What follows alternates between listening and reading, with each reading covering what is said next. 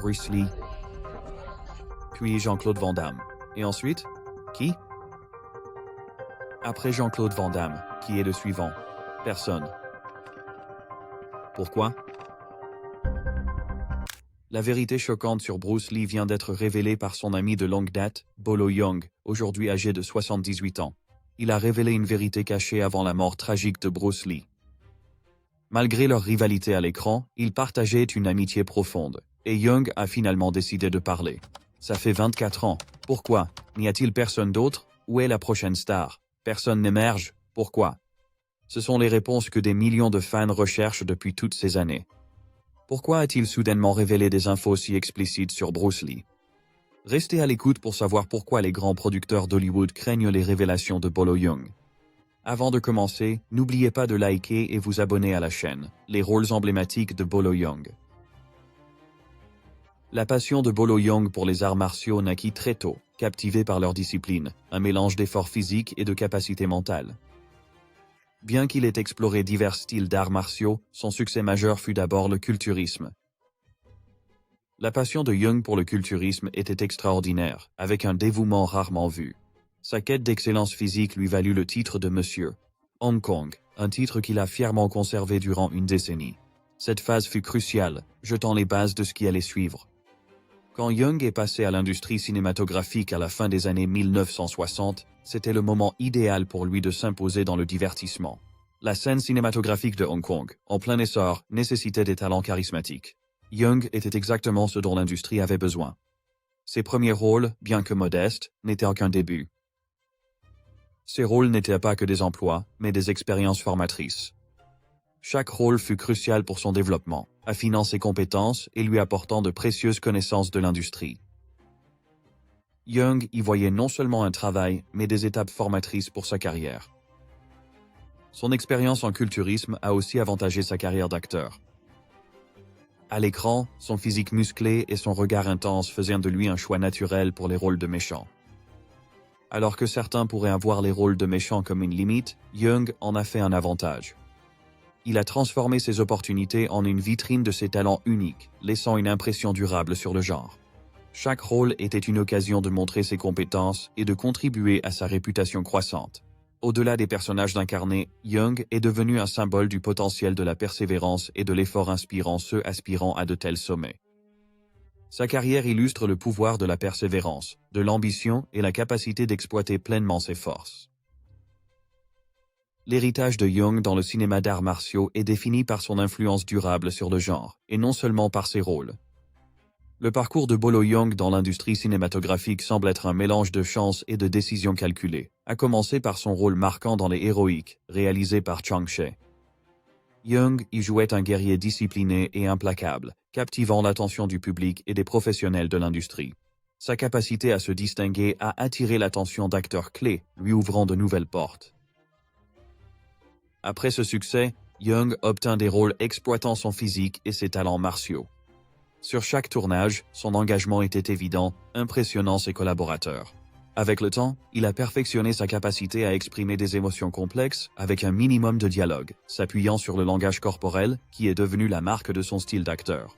Au début des années 70, la carrière de Yeung était en pleine ascension, gagnant en dynamisme à chaque nouveau rôle.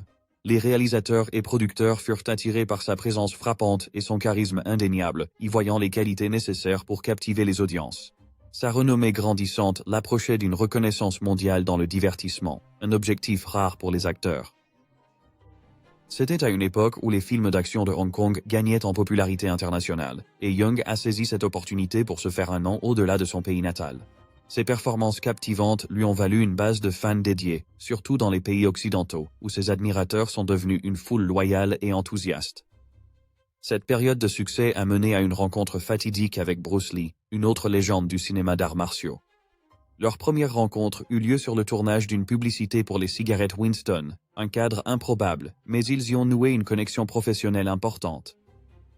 Lee a immédiatement vu le potentiel de Yeung, reconnaissant des qualités que beaucoup d'autres avaient ignorées. Leur relation professionnelle s'est approfondie lors de leur travail sur Opération Dragon, un film qui reste un temps fort dans la carrière des deux acteurs. L'ascension de Young dans les films d'arts martiaux peut être vue comme une série d'événements fortuits et de connexions stratégiques, plutôt qu'un simple produit de ses compétences d'acteur. Son premier rôle marquant dans Les 13 Seigneurs a non seulement servi de tremplin pour ses débuts, mais a également établi le modèle pour les types de rôles qu'il continuerait de jouer, des rôles qui reposaient fortement sur ses prouesses physiques plutôt que sur un large éventail de capacités d'acteur. Chaque rôle suivant semblait répéter cette même formule, renforçant ce type de personnage puissant et physiquement imposant. Malgré ses limites, Young a continué à tirer parti de ses traits, façonnant progressivement une persona publique à la fois menaçante et captivante pour le public. Sa stratégie ne se limitait pas au rôle basé sur son physique.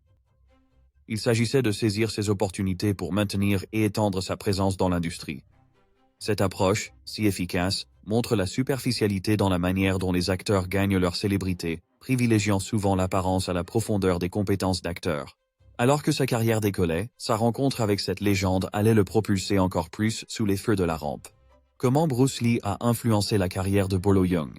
Alors que Young progressait dans sa carrière, sa relation avec Bruce Lee a aussi joué un rôle crucial. Le mentorat de Lee, ainsi que le succès des projets sur lesquels ils ont collaboré, ont propulsé Young davantage sous les feux de la rampe, soulignant l'importance des relations pour atteindre et maintenir le succès dans l'industrie du divertissement. Leur partenariat a montré que les relations sont cruciales, surtout dans le cinéma d'action. Il est clair que son succès reposait autant sur l'utilisation stratégique de son image et de ses relations que sur son talent d'acteur. Son histoire est un exemple frappant de la manière dont des facteurs externes comme l'apparence, le timing et les relations peuvent façonner une carrière parfois plus que le talent seul. Cette perspective peut sembler simple, mais elle donne une vision réaliste de la célébrité, surtout dans les genres de niche comme les arts martiaux, où la compétence physique l'emporte souvent sur la profondeur dramatique.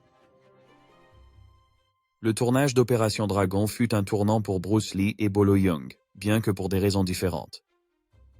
Pour Lee, ce film sera son dernier, car il décédera de manière inattendue, consolidant son statut de légende des arts martiaux. Pour Young, le film a marqué le début de sa carrière internationale. Le succès du film lui a permis d'obtenir plus de rôles et de faire carrière dans l'industrie cinématographique. Dans Opération Dragon, Young jouait le puissant bras droit du méchant principal. Sa scène de combat avec Lee est connue pour sa précision et est reconnue comme l'une des batailles les mieux chorégraphiées de l'histoire du cinéma. Cette scène souligne le contraste entre l'agilité de Bruce Lee et le physique imposant de Bolo Yeung. Connu pour son perfectionnisme, Lee s'est beaucoup impliqué dans la création de chaque séquence, s'assurant que chaque mouvement soit non seulement percutant visuellement, mais aussi significatif dans l'histoire. Young a mis à profit son expérience en culturisme et arts martiaux pour ces scènes, les enrichissant de sa compréhension des mouvements complexes. Malgré leur intense rivalité à l'écran, Lee et Young entretenaient une relation amicale hors caméra, ce qui peut surprendre. Ce lien a grandement contribué à l'alchimie qu'ils affichaient lors de leur confrontation cinématographique. L'ascension de Bruce Lee vers la gloire est pleine de détails notables. Il est né aux États-Unis en 1940, et non à Hong Kong comme beaucoup le pensent. Il a déménagé à Hong Kong pendant son enfance lorsque ses parents s'y sont installés. Les premiers contacts de Lee avec l'industrie cinématographique se sont faits par son père, star de l'opéra cantonais, qui l'a initié au métier d'acteur jeune. Lee a même été la doublure d'un bébé américain dans le film Golden Gate Girl, marquant officieusement son entrée dans le monde du cinéma. Alors que Lee a débuté tôt, le chemin de Young vers le cinéma fut moins direct. Initialement culturiste, Young s'est lancé dans le cinéma plus tard, marquant le coup avec Opération Dragon. Ce contraste frappant souligne les chemins différents que chaque acteur a empruntés pour atteindre la célébrité. Le parcours de Lee était prédéterminé par l'implication de sa famille dans l'industrie du spectacle, lui offrant une exposition précoce au cinéma et de nombreuses opportunités. Le parcours de Young, lui, a commencé après qu'il s'est fait un nom dans un tout autre monde. En regardant leurs histoires pendant et après Opération Dragon, il est clair que si le film a ouvert de nombreuses portes à Young, pour Lee, ce fut son dernier acte. Cette dualité de leur destin, entre l'ascension de Young et le décès prématuré de Lee, met en évidence la nature imprévisible de l'industrie cinématographique. Un seul projet peut représenter à la fois un pas de géant pour un acteur et le point culminant d'une carrière pour un autre. L'ascension de Bruce Lee au sommet de l'industrie cinématographique s'apparentait à une danse complexe, mais son histoire portait les marques des récits de succès typiques vus à Hollywood. Dès son jeune âge, Lee s'est impliqué dans les arts martiaux, débutant le Wing Chun à 13 ans sous la tutelle du maître Yip Man. Sa formation n'était pas que martiale, il étudia aussi la philosophie à l'université de Washington. C'est là qu'il a développé son propre art martial, le Jeet Kune Do, qui privilégiait l'aspect pratique, l'adaptabilité et la vitesse, se distinguant ainsi des styles plus rigides et traditionnels de l'époque. La carrière d'enseignant de Lee, qui a débuté à Seattle puis s'est étendue à Oakland et Los Angeles, l'a stratégiquement positionné au sein de l'élite d'Hollywood. Ce fut probablement une démarche stratégique de Lee, lui permettant de fréquenter des célébrités en leur enseignant les arts martiaux et de s'ancrer dans l'industrie du divertissement. Son premier rôle important fut celui de Kato dans la série télévisée Le Frelon Vert. Il y a démontré ses compétences martiales uniques, mais la courte durée de la série, qui s'est achevée après seulement 2 ans, a limité l'impact de ce rôle sur sa carrière aux États-Unis. Cependant, ce rôle lui a valu une popularité surprenante à Hong Kong, faisant de lui une star dans son pays d'origine. Malheureusement, cela n'a pas suffi à changer la tendance d'Hollywood à le cantonner dans des rôles stéréotypés. Frustré par les personnages limités et stéréotypés qu'on lui proposait aux États-Unis, Lee a pris la décision pragmatique de retourner à Hong Kong. De retour en terrain connu, il a vite décroché un rôle dans The Big Boss en 1971, film qui a battu des records au box-office et l'a solidement établi comme figure majeure du cinéma asiatique. Après ce rôle, il a enchaîné avec des succès encore plus grands dans La Fureur du Dragon et La Voix du Dragon, où il a cumulé les casquettes d'acteur, de scénariste et de réalisateur. Ces films ont surpassé ses œuvres antérieures, et sa scène de combat mémorable avec Chuck Norris dans La Voix du Dragon est restée célèbre pour sa maîtrise des arts martiaux et sa réalisation novatrice. Dans les coulisses de ce célèbre film, une amitié inattendue et profonde est née, menant à un moment clé de l'histoire des arts martiaux. La vie courte mais intense de Bruce Lee. Le triomphe final de Lee, Opération Dragon, fut une collaboration majeure entre les cinémas américains et hongkongais. L'énorme succès du film, qui a rapporté plus de 200 millions de dollars dans le monde entier, était sur le point de le propulser vers un nouveau niveau de célébrité. Tragiquement, Lee est décédé la même année, à l'âge de 32 ans. Sa mort soudaine a engendré une grande controverse et de nombreuses spéculations, ajoutant une couche de tristesse à son héritage. Durant sa carrière, Lee ne fut pas qu'un artiste martial, mais un révolutionnaire qui défia et changea les stéréotypes des acteurs asiatiques à Hollywood. Son impact dépassa le cinéma. Il est devenu une icône culturelle, incarnant la lutte contre les stéréotypes racistes du cinéma de l'époque. La vie de Lee fut un mélange de réussites significatives et de pertes profondes, soulignant le coût personnel souvent associé aux changements révolutionnaires dans le paysage culturel et du divertissement. Son histoire est un rappel poignant de la nature perfide de la célébrité et des dures réalités de l'industrie du divertissement, montrant à la fois sa capacité à surmonter les difficultés et à explorer de nouvelles voies. Son influence durable continue de faire l'objet d'admiration et d'analyse, illustrant son mélange unique de talent, d'ambition et de quête incessante d'authenticité artistique. Le dernier jour de Lee semblait ordinaire, vacant à ses affaires à Hong Kong, discutant d'un rôle pour son prochain film, Le Jeu de la Mort. Il a passé la matinée avec son producteur, préparant de futurs projets. Plus tard, il s'est rendu chez Betty Ting Pei, une actrice taïwanaise très connue. Lee souffrait de maux de tête, des signes de problèmes de santé qu'il n'aurait pas dû ignorer. Chez Betty, son mal de tête empirant, elle lui a offert un cachet pour le soulager. Ce cachet, qui contenait un tranquillisant, était censé lui apporter un soulagement. Faisant confiance à son geste, Lee a pris le médicament et a décidé de se reposer. Ce qui devait être une brève sieste a pris une tournure bien plus sérieuse. À l'approche de l'heure du dîner, comme Lee n'apparaissait pas, Betty est allée voir comment il allait. Le trouvant inanimé, elle a paniqué et a appelé son producteur à l'aide. Il est arrivé vite, mais n'a pas pu réveiller Lee. Ils ont décidé d'appeler un médecin qui a tenté de le réanimer pendant environ 10 minutes, mais Lee est resté inconscient. Ils l'ont transporté d'urgence à l'hôpital Queen Elizabeth, mais Lee y a été déclaré mort. Sa mort soudaine a choqué le monde et a profondément attristé des millions de fans qui l'admiraient pour ses films d'action dynamiques et ses prouesses en arts martiaux. L'autopsie a révélé que Lee est mort d'un œdème cérébral aigu, une condition grave dans laquelle le cerveau gonfle rapidement. Cette enflure fut causée par une réaction indésirable aux ingrédients du comprimé qu'il prit, aggravée par le tranquillisant. L'œdème cérébral est très dangereux, car il comprime le cerveau contre le crâne, écrasant vaisseaux sanguins et structures vitales. Cette pression perturbe le flux sanguin cérébral, réduisant l'oxygène et pouvant causer des dommages irréversibles, voire la mort, comme pour Lee. L'œdème cérébral peut survenir pour de nombreuses raisons. Il peut résulter de l'ingestion de médicaments, de traumatismes crâniens, d'AVC, de tumeurs cérébrales, d'infections comme l'encéphalite et la méningite, et de problèmes liés à des maladies métaboliques comme l'acidocétose diabétique. L'œdème cérébral de haute altitude en est un autre. Il survient au-delà de 4000 mètres et cause de graves symptômes neurologiques s'il n'est pas traité rapidement. Les symptômes de l'œdème cérébral varient selon la gravité et la cause, mais incluent maux de tête, nausées, vomissements, troubles de la vision et altérations mentales. Les premiers signes sont subtils: somnolence, difficulté de penser, changement de personnalité, troubles de la mémoire. Dans les cas graves, des hausses de tension et des difficultés respiratoires peuvent survenir. Pour diagnostiquer un œdème cérébral, les médecins examinent les antécédents médicaux, effectuent un examen neurologique et utilisent des tests d'imagerie tels que les scanners et les IRM. Ces méthodes sont utiles pour évaluer l'ampleur et l'origine du gonflement. Parfois, un appareil spécial est nécessaire pour mesurer directement la pression à l'intérieur du crâne. Le traitement de l'œdème cérébral vise à réduire le gonflement et à traiter la cause profonde. Les interventions comprennent l'administration de médicaments tels que les corticoïdes pour l'inflammation, des diurétiques comme le mannitol pour le liquide, et du sérum physiologique hypertonique pour l'eau cérébrale. Dans les cas plus critiques, des interventions chirurgicales pourraient être requises, comme enlever une section du crâne pour alléger la pression, forer un orifice afin de vider le liquide céphalique, ou essayer de rediriger ce fluide. Les traitements non médicaux sont également cruciaux. Élever la tête du lit peut diminuer la pression intracrânienne. Garder l'environnement calme et peu éclairé empêche également que le patient ne s'agite. De plus, il est crucial de surveiller les niveaux de liquide et d'électrolytes, ainsi que de gérer la température corporelle avec des antipyrétiques et d'assurer une ventilation adéquate pour contrôler les niveaux de dioxyde de carbone.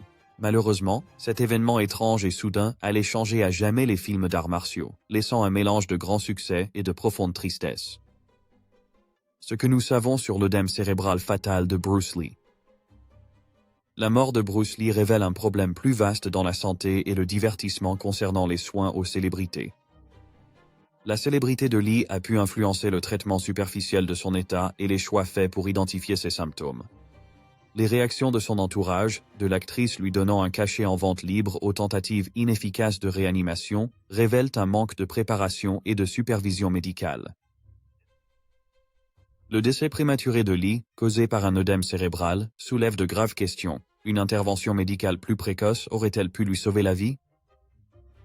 L'œdème cérébral peut être traité de plusieurs façons: diurétiques pour réduire l'accumulation de liquide, stéroïdes pour diminuer l'inflammation, et solutions salines hypertoniques pour extraire l'excès de liquide des cellules cérébrales. Ces traitements sont plus efficaces lorsqu'administrés tôt, ce qui soulève des doutes sur un sort différent pour Lee avec des soins plus adaptés. Une intervention médicale prompte était cruciale et démontrerait un souci plus large de la gestion de sa santé. Le style de vie somptueux des célébrités et l'intense examen public les soumettent à des pressions importantes qui peuvent compromettre leurs soins de santé. Le décès de l'actrice Natasha Richardson, qui a également eu des complications liées à une lésion cérébrale aggravée par un œdème cérébral, souligne ce problème. Sa situation a été compliquée par un hématome épidural, c'est-à-dire un saignement entre le crâne et l'enveloppe externe du cerveau. L'onde de choc de la mort de Lee a secoué toute l'industrie du divertissement, affectant profondément Bolo Yeung. Yeung raconte souvent comment le caractère et la maîtrise des arts martiaux de Lee ont influencé sa vie et sa carrière. Lee n'était pas seulement une icône du cinéma, mais aussi un mentor pour Yeung durant la production de Enter the Dragon, partageant son expertise en Wing Chun, un art martial connu pour le combat rapproché et ses réactions rapides. Yeung a appris de Bruce Lee des leçons inestimables sur l'équilibre, la vitesse et la précision, venant d'une légende des arts martiaux. En pensant à Lee et à sa fin tragique, la gestion de la santé des célébrités est une question inévitable. Les célébrités sont-elles vues comme des artistes devant nous divertir? Ou une vraie préoccupation pour leur santé, à la hauteur de l'attention publique? Les morts de Lee et Richardson nous rappellent cruellement la vulnérabilité qui se cache derrière ces images publiques. Elle souligne la nécessité de réévaluer le traitement des problèmes de santé des célébrités, insistant sur des soins médicaux rapides et efficaces, souvent négligés sous la pression. Pendant le tournage d'Opération Dragon, un film qui défiait Bruce Lee, ses compétences furent mises à l'épreuve, exigeant qu'il prouve qu'il était capable de répondre aux attentes du scénario. Bolo Yeung se souvient que Lee a accepté le défi calmement et qu'une bagarre a même éclaté dans un coin du studio. Une foule s'est rapidement rassemblée pour regarder. Un figurant s'est avancé vers Lee, mais a vite regretté quand Bruce, avec une vitesse folle, l'a frappé à la tête. Le public et le challenger, choqués par la vitesse et la précision de Lee, n'ont pourtant pas célébré sa victoire. Au lieu de cela, Bruce a proposé d'aider le figurant à améliorer sa technique de combat. Yeung a souligné l'importance de l'alimentation de Lee pour sa forme physique. Bien que ses prouesses physiques fussent attribuées à son entraînement, Lee les attribuait à son régime, riche en aliments complets et protéines maigres. Il traitait son corps avec soin, pensant que son alimentation affectait ses performances. Yeung, fortement influencé par Lee, a adopté un régime alimentaire strict, essentiel à son identité au sein du cinéma d'arts martiaux. Après la mort de Lee, Yeung est devenu une figure emblématique de l'industrie du film d'arts martiaux, toujours reconnu pour son physique imposant et ses interprétations martiales authentiques. Son dévouement à maintenir une condition physique optimale était similaire à celui de Lee, mettant l'accent sur une alimentation saine et un entraînement rigoureux. Cette approche a maintenu Yeung en condition physique optimale et l'a aidé à honorer l'héritage de Lee en promouvant son style de vie discipliné. Toutefois, les circonstances du décès de Bruce Lee demeurent un sujet très controversé pour ses fans. Les rapports disent qu'il est mort de cause naturelle, mais certains fans n'y croient pas. Ils croient que la mort de Lee était orchestrée par des forces extérieures. Une théorie populaire veut que Lee ait eu des conflits avec les mafias chinoises connues sous le nom de triades. Selon cette théorie, Lee aurait refusé de payer une extorsion des triades, et en représailles, ils auraient maquillé son meurtre en mort naturelle. Ses fans soutiennent que la notoriété et l'influence de Lee en ont fait une cible pour ces groupes. Les triades chinoises, qui sont un réseau étendu d'organisations criminelles, possèdent une histoire très longue, remontant jusqu'au XVIIe siècle. À l'origine, ces groupes, tels le Hongmen, étaient des sociétés secrètes cherchant à renverser la dynastie Qing pour restaurer la dynastie Ming. Ces sociétés fonctionnaient selon des codes de conduite stricts et considéraient chaque membre comme un frère, jetant les bases de leur hiérarchie et de leur comportement. Au fil du temps, elles ont évolué vers des entités criminelles plus organisées, se livrant à diverses activités illicites. Pendant la dynastie Qing, les triades ont commencé comme des groupes patriotiques résistant à ce qu'ils considéraient comme une ingérence étrangère. Cependant, avec l'affaiblissement de la dynastie Qing, ces groupes ont initié des activités révolutionnaires. Le Kuomintang les a même recrutés à l'ère républicaine pour attaquer leurs ennemis politiques. La Bande Verte, une triade majeure, fut impliquée dans le massacre de 1927 à Shanghai, où des membres du PCC furent tués. Après la mort prématurée de Lee, de nombreuses questions et découvertes subsistent, certains événements soulevant toujours des doutes. L'influence cachée des groupes criminels sur les célébrités. En 1949, après la fondation de la RPC, le gouvernement a réprimé les sociétés secrètes, forçant de nombreux membres des triades à fuir vers Hong Kong, Macao et Taïwan. Là, ils ont poursuivi leurs activités, axées sur le trafic de drogue, l'extorsion, le jeu et la prostitution. Hong Kong, en particulier, est devenu le centre des opérations des triades, avec des groupes comme Sun Yi-on, 14K et Wo Xing-wo qui ont pris de l'importance.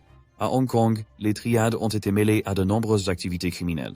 Elles extorquent de l'argent aux commerces locaux, contrôlent le trafic de drogue et s'engagent dans des conflits violents avec les gangs rivaux. La ville fortifiée de Kowloon était un bastion notoire des triades jusqu'à sa démolition au début des années 90. Cette zone de non-droit offrait un refuge sûr pour ces groupes criminels. Le gouvernement colonial britannique à Hong Kong a non-interventionniste envers la ville fortifiée de Kowloon, permettant aux triades de croître librement. Elles prospéraient là où l'ingérence des autorités était minime, tirant d'énormes profits de diverses activités illégales. Dans les années 60, Hong Kong comptait environ 60 gangs triades, et près d'une personne sur 6 leur serait associée. Malgré de nombreuses répressions, les triades se sont adaptées et ont poursuivi leurs opérations. Elles ont diversifié leurs activités pour inclure le blanchiment d'argent, la fraude et le trafic humain. La police de Hong Kong a créé le bureau du crime organisé et des triades pour les combattre, mais leur influence persiste. On estime à 100 000 le nombre de membres actifs des triades à Hong Kong. La culture des triades a envahi les médias. Films, œuvres d'art et jeux vidéo dépeignent souvent leurs activités. Ces apparitions ont immortalisé les triades dans l'imaginaire public, compliquant davantage les efforts pour réduire leur influence. La capacité des triades à s'adapter et à maintenir leurs opérations dans différentes régions et climats politiques souligne leur résilience en tant qu'organisation criminelle. Leur portée s'étend au-delà de Hong Kong. À Macao, elles se sont impliquées dans l'industrie du casino, s'en servant de couverture pour le blanchiment d'argent et d'autres activités illégales. De la même manière, à Taïwan, elles ont participé à des entreprises criminelles similaires, tirant parti de l'environnement local pour étendre leur influence. La théorie de l'implication des triades dans la mort de Bruce Lee persiste malgré le manque de preuves.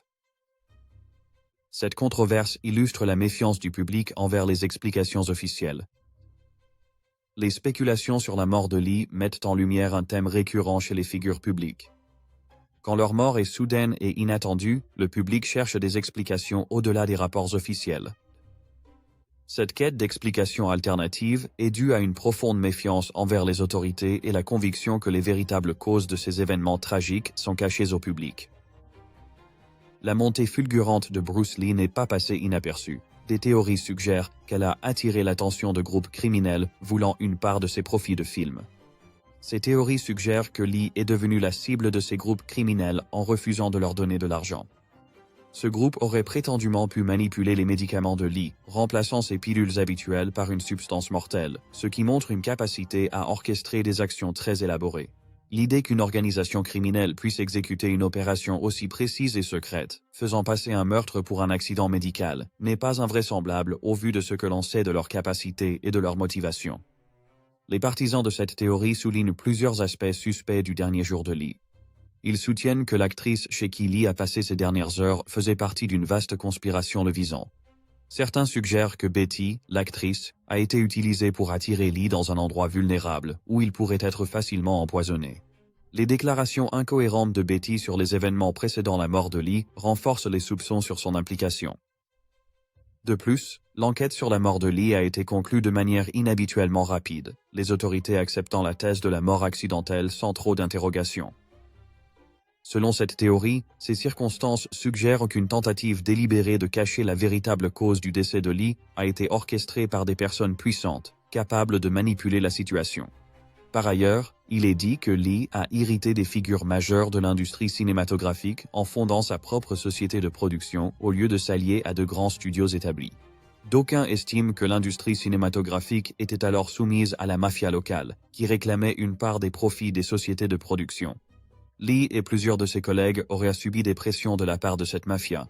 En éliminant Bruce Lee, le groupe criminel aurait pu avertir les autres de l'industrie de ne pas les défier. Ces théories suggèrent également que la violence dirigée contre Lee n'était pas un incident isolé, mais faisait partie d'une campagne plus large pour intimider sa famille. Cette théorie s'étend à son fils Brandon, dont le décès étrange des années après est vu comme partie intégrante de cette même persécution. Cette tragédie est utilisée pour affirmer qu'il y a eu un effort coordonné pour contrôler et terroriser les célébrités, garantissant ainsi que personne ne défierait l'autorité de la mafia dans l'industrie du divertissement. Bien que spéculatives et sans preuves concrètes, ces théories révèlent un profond scepticisme envers les versions officielles des autorités. Ces théories alimentent une narration plus vaste de méfiance et de suspicion qui entoure souvent les décès inattendus de célébrités. Ce scepticisme naît de l'idée que l'industrie du divertissement et ses figures puissantes peuvent dissimuler des événements pour protéger leurs intérêts. Dans le cas de Bruce Lee, et plus tard de son fils, la persistance de ces théories souligne le désir du public d'une enquête plus approfondie et d'une plus grande transparence dans les affaires qui semblent douteuses. Cette controverse sans fin et les discussions qu'elle génère révèlent le profond désir du public de justice et de vérité, surtout lorsque des individus célèbres, dont la vie et le décès sont soumis à un examen minutieux et à de nombreuses spéculations. La mort de Bruce Lee est-elle plus complexe que la version officielle? Y a-t-il quelque chose de plus profond que certains tentent de cacher? Que pensez-vous des révélations de Bolo Yeung? Partagez votre avis en commentaire et n'oubliez pas de liker et vous abonner pour d'autres histoires fascinantes.